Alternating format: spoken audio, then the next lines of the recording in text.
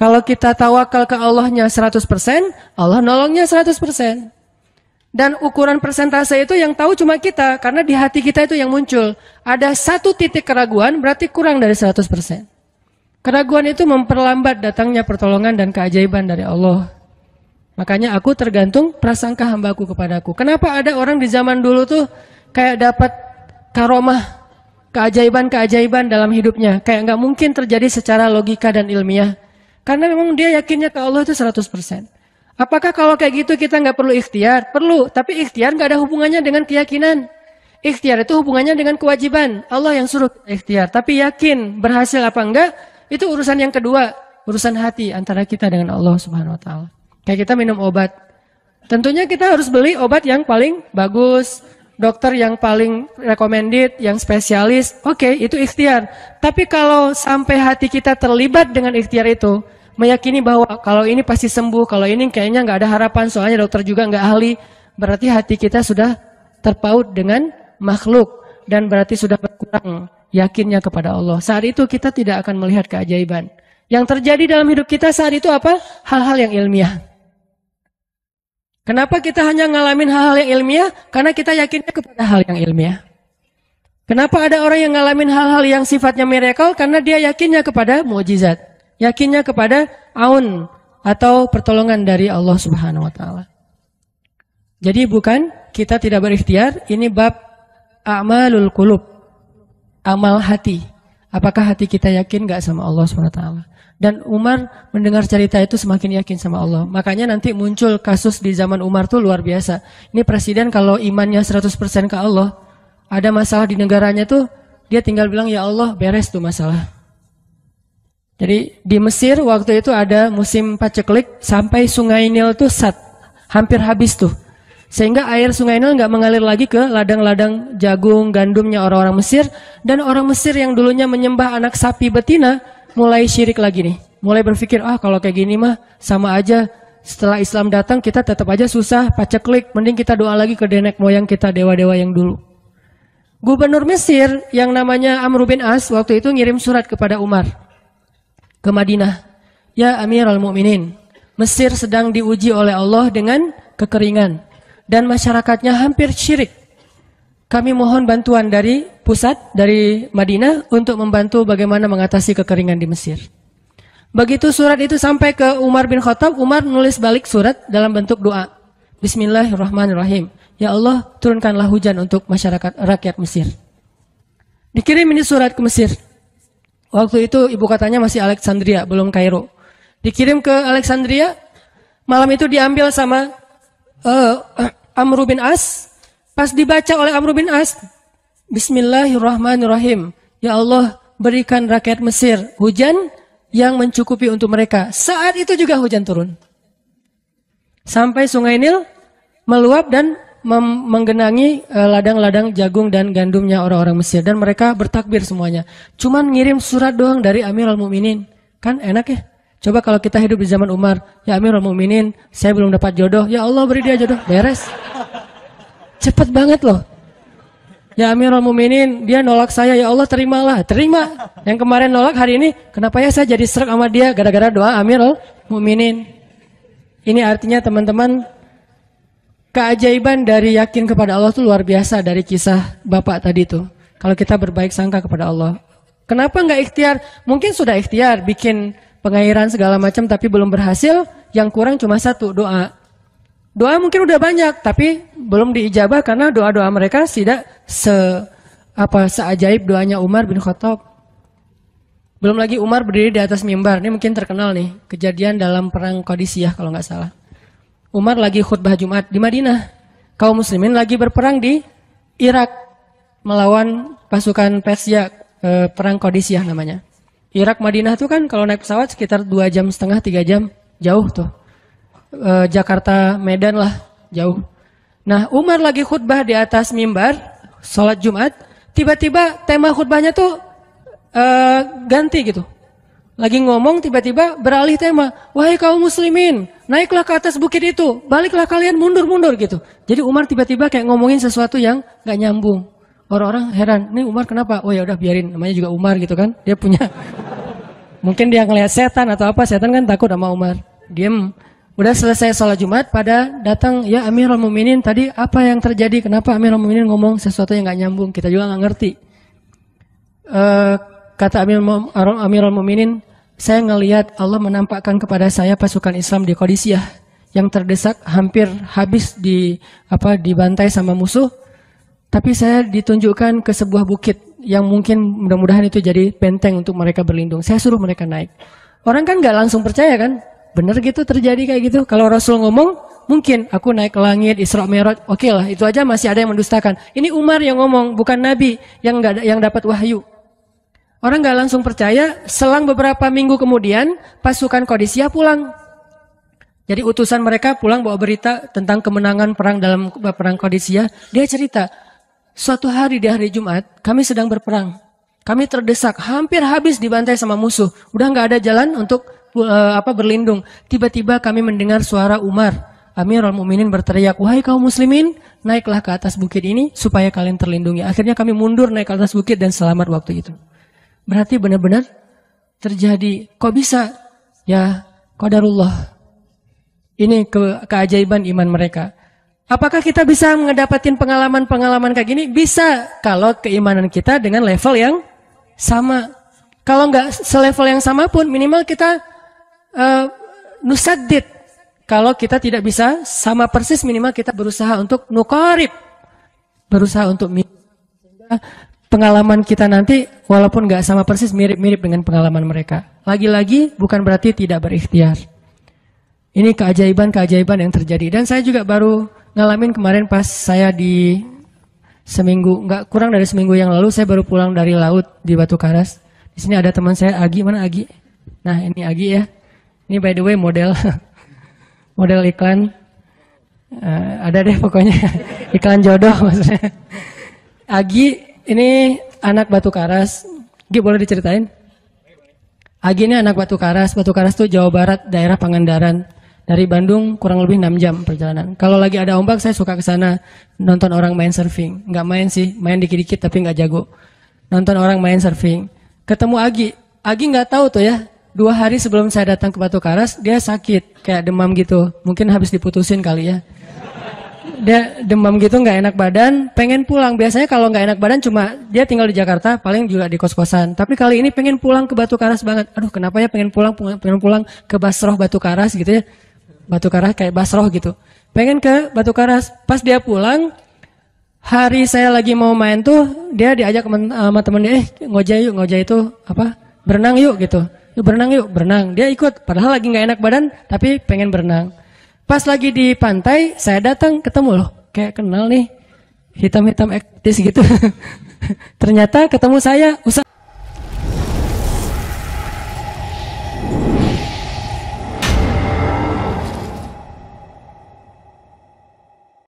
ya kenalan. Ustadz saya tuh ketemu Ustadz kemarin di Meruya pas kajian minggu bulan yang lalu. Cuman karena jamaahnya banyak, saya nggak bisa ketemu Ustadz, nggak bisa salaman. Saya waktu itu membatin. Ya Allah, saya pengen banget ketemu Ustadz Hanan langsung, tapi jangan dalam suasana ta'lim yang ramai. Langsung berdua. Mudah-mudahan terkabulkan. Akhirnya Agi banyak istighfar sebulan. Sebulan istighfar, akhirnya terjadilah yang tadi itu. Dia nggak enak badan, saya juga tiba-tiba ujuk-ujuk. Kenapa ya saya pengen ke Batu Karas? Kenapa ya pengen ke Batu Karas? Ternyata di sana ada ombak. Kan ada Agi. Ketemu aja di Batu Karas, itu cara Allah menskenariokan. Dan itu terbukti banget loh, istighfar. Bukan karena saya orang soleh. Dan kita bisa istighfarin siapa aja. Saya pengen ketemu ini, saya pengen. Dan itu ajaib. Kalau misalnya nggak ketemu pun di dunia, insya Allah ketemu dengan orang soleh itu nanti di akhir. Apa ruginya beristighfar dan berdoa? Nggak ada ruginya kan?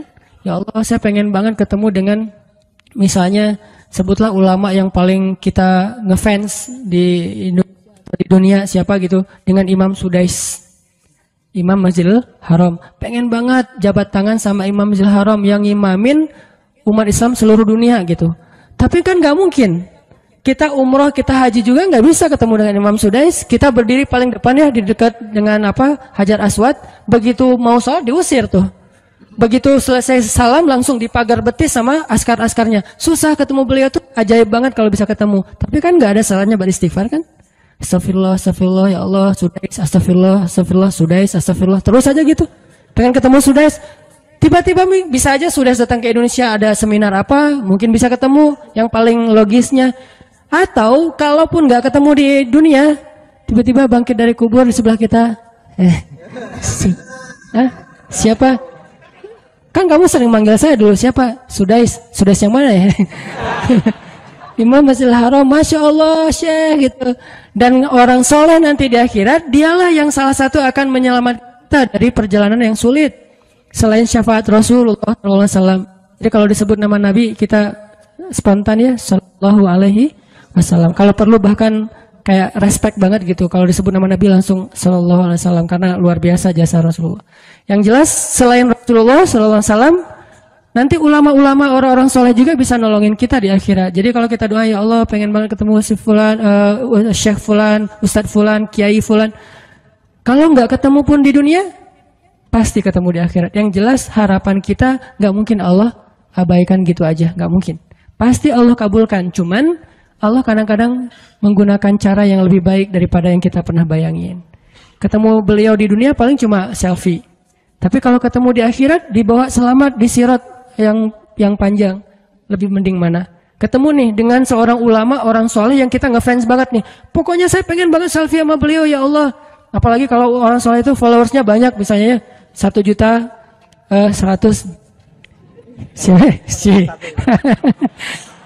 Sedikit itu mah, banyak model yang 17 juta, 19 juta. Pengen followersnya nambah kalau selfie sama beliau. Cuma nambah followers. Tapi kalau ketemunya di akhirat, nambah apa? Nambah derajat, naik level. Kita jadi selevel dengan masuk ke level beliau, padahal kita mah malahnya nggak selevel gitu. Kenapa? Karena dibawa sama beliau. Orang soleh itu kalau mau masuk surga, teman-teman nyari teman-teman yang mencintainya di dunia. Ya Allah, mana Fulan, dia mencintai saya di dunia. Ya Allah, mana Fulan, dia mencintai saya di dunia. Allah bilang, dia masih tuh di sidang, belum beres-beres, sudah sidang ke-30 misalnya. Kan sidang di dunia aja satu kasus berpuluh-puluh kali kan. Gimana sidang akhirat lebih berat lagi tuh. Ya Allah, tolonglah dia, selamatkan dia, karena saya mencintainya selama di dunia karena engkau. Akhirnya orang-orang soleh pada balik lagi. Dari surga balik lagi ke padang mahsyar. Demi ngapain? Demi menyelamatkan orang-orang yang mencintai mereka semasa di dunia. Datang ke padang mahsyar. Cari ke bagian informasi. Tolong dong yang namanya ini gitu. Panggilin. Perhatian-perhatian, Hanan At-Taki dipanggil sama Syekh siapa gitu. Saya dipanggil. Datang aja. Mas, saya yang dipanggil. Benar Hanan At-Taki? Ya. Mana coba buktinya? Aduh, saya lupa bawa kartu nama. KTP misalnya. Udah pasti tahu lah ya malaikat sama kita. Udah masuk aja. Tuh ada yang nungguin di business lounge gitu. Jadi ada VIP lounge-nya gitu kan. Oh, saya boleh masuk VIP lounge-nya, masuk ke VIP lounge. Udah sampai di sana udah ada makanan segala macam, mereka lagi duduk. Kayak asa kenal nih, siapa ya? Dekat Hanan ya? Ya, wah kita sering ketemu dalam doa. Wah, akhirnya pelukan. Ada apa, Syekh? Yuk ikut saya ke surga, kan enak banget kan? Terus sidang saya gimana? Udah beres, diberes sama teman-teman saya di sana. Saya banyak teman di dalam gitu. Saya banyak. Beres kan? Di dunia aja bisa gitu, masa di akhirat gak bisa? Tapi dengan seizin Allah dan Allah ridho dengan kebaikan-kebaikan itu. Jadi gak ada sia-sianya juga. Kita kan dulu saya pernah cerita yang Imam Ahmad bin Hambal kan, yang pengen banget ke Basrah, dan itu ternyata terjadi juga sama Agi. Dan terjadi juga sama salah seorang driver ojek online di Bandung. Baru 2 bulan yang lalu kejadiannya. Saya lagi datang ke markasnya Pemuda Hijrah, kita sering ada kayak rapat gitu di kantor. Markas kita namanya Masjid Al-Latif di dekat Gedung Sate. Datang dari pagi rapat sampai sore. Dan saya pakai baju baju main biasa, bukan pakai baju taklim. Sebetulnya sama aja sih. Nah, waktu itu sholat zuhur di Masjid Al-Latif saya ngimamin sama asar. Habis asar pulang. Karena nggak nyetir sendiri, saya pakai online, saya order nih. Order, pakai ojek, ada yang ngambil. Drivernya ngambil, datang, jemput, pulang. Kemana? Ke Cimahi, pulang. Di tengah jalan dia nanya, Mas sering sholat di Masjid Al-Latif itu ya? Saya bilang, ya lumayan, saya bilang. Iya itu masjid ramai banget, anak-anak muda pada numplak di situ taklim. Siapa sih itu, ada imam muda, bagus suaranya gitu. Ntar jangan GR dulu. Muzammil, oh iya Muzammil, ya bagus tuh. Tadi udah GR, ternyata salah nih. Oh Muzammil, benar-benar Muzammil tuh suaranya bagus banget ya, anak ITB kan? Ya anak ITB ya. Kalau Mas di situ sering ngimamin juga? Ya sesekali sih saya bilang. Dia mulai curiga gitu. Suka ikut talim juga di sana? Ya kadang-kadang saya bilang. Kenal sama Muzammil? Ya lumayan, padahal murid sendiri kan. Lumayan saya bilang. Oh Mas kayak nggak asing nih. Mas tadi ngimamin sholat zuhur bukan? Ya, saya bilang. Mulai curiga kan dia. Mas namanya siapa sih Mas? Hanan, saya bilang. Hanan? Hanan yang mana nih? Ya.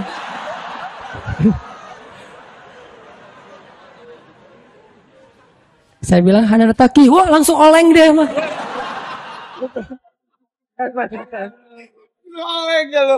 Oh Mas biasa aja Mas biasa aja gitu. Ini benar Ustaz Hanan Taki, benar. Masya Allah, ya Allah, udah gitu kayak terharu gitu, heboh, semua orang pada ngelihat lampu merah lah gitu ya, pada ngelihat semuanya. Saya langsung pakai masker, gitu. Ustadz tahu nggak Ustadz, saya sebulan ini istighfar terus habis dengerin cerita Imam Ahmad bin Hambal yang ke Basrah, saya istighfar, ya Allah pengen banget ketemu Ustadz Hanan, tapi jangan ditaklim berdua, jadi bisa curhat-curhatan gitu. Ternyata Allah bikin skenario, saya order ojek online, dia ngambil, jadi ngobrol di jalan sampai ke rumah, akhirnya bertamu nggak pulang-pulang. Wah ini luar biasa cara Allah. Dan wallahi teman-teman, dan itu terjadi. Jadi udah 2 kasus nih yang saya alamin ya. Satu lagi yang ojek online tadi, dan dua-duanya hajatnya sebulan Allah kabulkan. Jadi kalau ketemu saya aja sebulan gampang, masa ketemu jodoh bertahun-tahun gak dapat ya? Gimana nih? Istighfarnya gimana nih? Ini terutama buat cewek-cewek nih. Kalau cewek-cewek kan nggak bisa nyari. Masa cewek kayak kepo gitu kan nggak mungkin. Pura-pura follow, nge-like. Kok dia nge-like terus yang first like lah gitu. Nggak mungkin kan.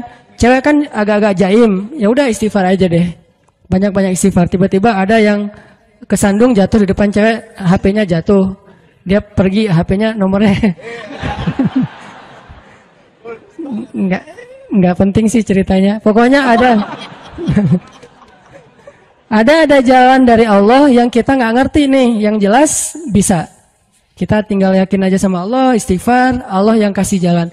Walladzina jahadu fina lanahdiyannahum subulana. Pokoknya kalau kalian bersungguh-sungguh kata Allah di jalan kami, udah kami kasih jalan-jalan keluar yang subul, jamak dari sabil, banyak banget jalan keluar di sisi Allah. Yang penting kita jahadu fillah, berusaha di jalan Allah Subhanahu wa taala.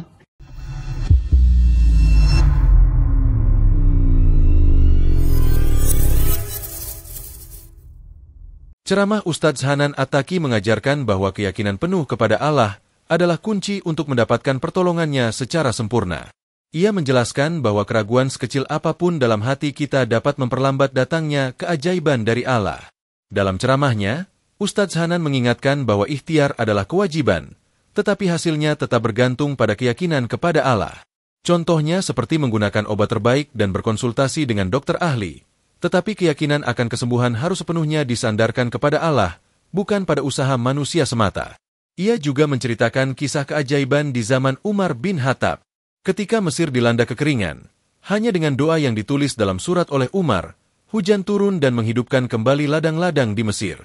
Keajaiban ini terjadi karena keyakinan penuh Umar kepada Allah.